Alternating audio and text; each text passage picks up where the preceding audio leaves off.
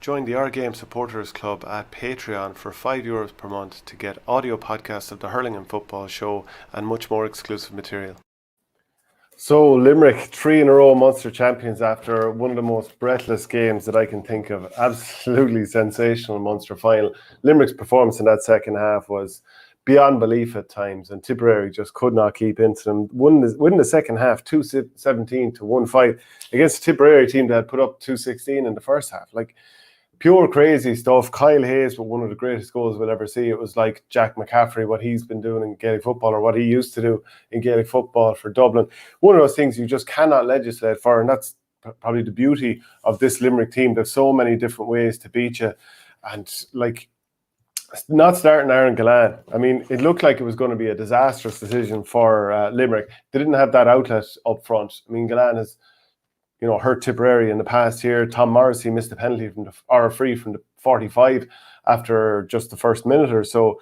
Diarmaid Byrnes missed one that was around midfield a little bit later on. They just didn't have that outlet, that ball winner in there. And Gillane, his fingerprints were all over a lot of what was very good for Limerick here. He obviously got a point there before half-time, a couple of minutes just after being brought on. And Limerick had got a couple of scores even just before half-time to pull it back a little bit. But even so, they'd missed 6 of their last 8 in the first half chances during a period where Tipperary were actually knocking over all of their scores.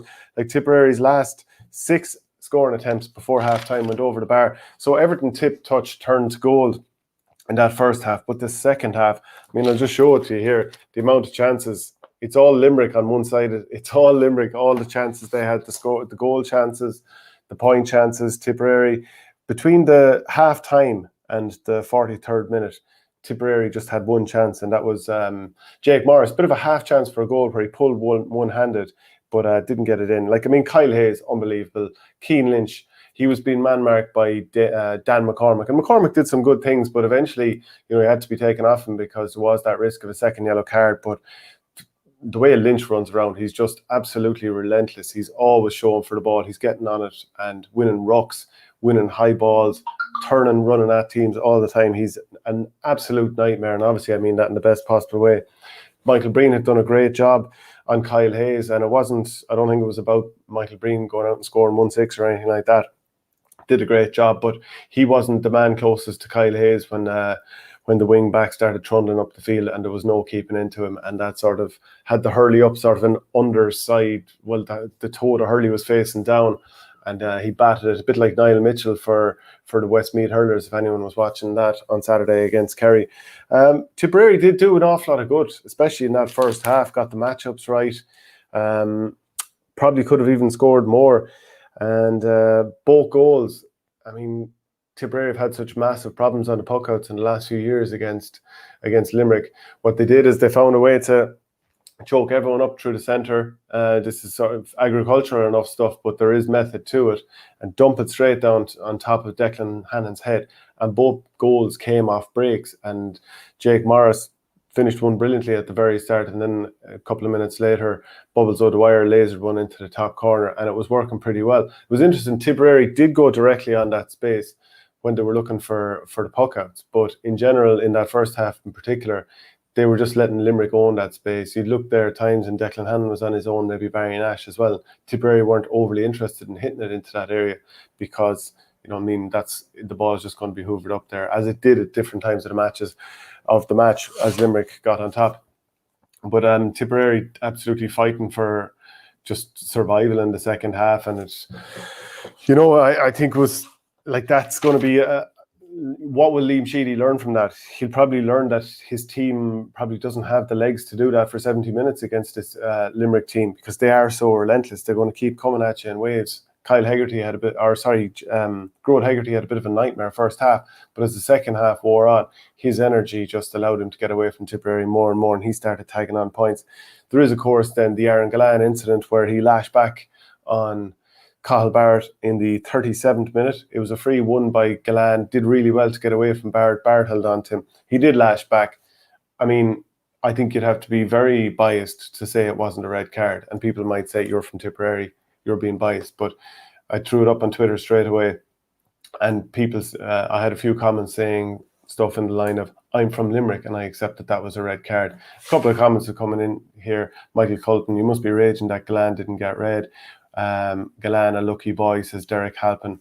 And, obviously people have different opinions on it. Galan got red carded for something not dissimilar against Cork in the 2018 Munster round robin clash. And I think he's a very, very lucky boy here. And was it decisive in the game? Well, at that stage, it was 2-16 to 12 points. And if Tipperary have an extra man, a bit like in the All-Ireland final of 2019 when beating Kilkenny by 14 points, they've shown that they're able to use that spare man well. And of course, we saw it very recently against Clare when they started playing the ball around the back, forced Clare to sprint long distances to try and get on the ball, and that was key. But, there's so many players from a Limerick point of view that really stepped up and did well. And Seamus Flanagan getting the goal. I think Barry Hogan is obviously probably raging about where the ball went because he saved Galan's shot. That was in the 43rd minute, but it went to Flanagan at pace and hit off him. If it goes anywhere else, maybe it careers out for a sideline or something like that. But there was even a feeling from early in the second half that Limerick were going to take over. Diarmaid Byrnes knocked over a free, Tom Morrissey, Galan free, then Galan shot is saved and Flanagan knocked it in. At that stage, 115 to 216, it was hard to see anything other than a Limerick victory. But there are some crumbs of comfort for Tipperary too. I mean, there's always crumbs of comfort for Limerick. When you're winning 3 in a row and it hasn't been done by any county in Munster since 1989, that is an absolutely brilliant achievement and goes all the way back to the 30s or the 40s when they did 4 in a row, and they'd be fancy to do that. But what can Tipperary take out of this? Well, they can look at it and say the likes of Pairc Ui Chaoimh came on, and a couple of times he did a few things which, probably tough to get up to the pace of a game like that. But he got a few scores on the board. He rocketed a ball into the top corner. He was just on the ball pretty much constantly when he came in. Paddy Cadell came in. He made a difference, got on the ball. Brian McGrath came in. Yeah, he had a mistake at one point and it ended up being a turnover and a score for, let me just double check here, for Grode Hegarty in the 67th minute. But there were positives for Tipperary with bringing on some of those young guys. Jake Morris stepped up. He looks like he's really kind of growing into a leader in that forward line. I think it was a thankless task for Seamus Callanan up there closest to goal. Ball not really ever getting into him and certainly never in a dangerous position. So he had his work cut out for him. So Tipperary, I think they'll take their beating on this one, and they'll probably realise that you can't expect 3 or 4 30-something-year-olds with so many miles on the clock to be able to go for 70 minutes against a force like Limerick. So I actually just wonder, I think Tipperary are capable of beating anyone else with the same lineup over 70 minutes, and I'd be curious to know if people agree or disagree. But Tipperary might end up having to roll the dice and start a few more of the younger guys and bring on the experience, or else go with the experience and bring on the youth a little bit earlier. And it's only when you throw them out on these occasions that you'd really find out what exactly they're about. So for a finish, Tipperary end up losing 229 to 321. From 10 points down, Limerick looked like they could absolutely run away with it and win by double digits themselves. So I think Tipperary is important not to let the scoreline, I should say. The game obviously got away from them and it wasn't in doubt in the last 10 minutes, really, even though that Keogh goal brought it back somewhat. But I think it was important for Tipperary not to get beaten out the gate and make sure that they can, reset and go again in the All-Ireland quarterfinals in a couple of weeks' time. But Limerick just look, absolutely sensational. They're a brilliant team, brilliantly coached. Management got them in at half-time. And to win that second half, 217 to 1-5. What do you say about that? They created 30 scoring chances in the second half to Tipperary's 14. Just Tip couldn't stay with him, and that's kind of the story of the game. So let me know what you think, and if you think Limerick can be stopped for the rest of the season. Join the Our Game Supporters Club at Patreon for €5 per month to get audio podcasts of the Hurling and Football Show and much more exclusive material.